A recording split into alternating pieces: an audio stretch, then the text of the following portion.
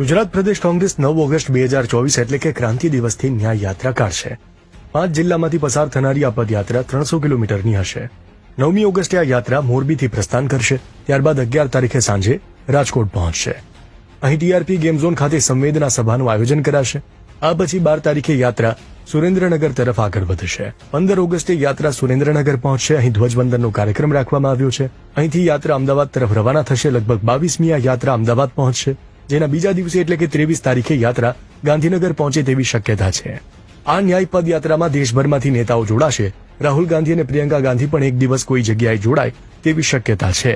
યાત્રા દરમિયાન કોંગ્રેસના નેતા ભાજપના કથિત ભ્રષ્ટાચારના ઘડાને પણ સાથે રાખશે। ગુજરાતમાં બનેલી 4 મોટી દુર્ઘટનાઓના વિરોધ રૂપે આ ન્યાય યાત્રાનું આયોજન કર્યું છે, જેમાં રાજકોટ ટીઆરપી ગેમ ઝોન અગ્નિકાંડ, મોરબી ઝૂલતો પુલ દુર્ઘટના, વડોદરા હરણી લેક બોટ કાંડ અને સુરતના તક્ષશિલા કાંડનો સમાવેશ થાય છે।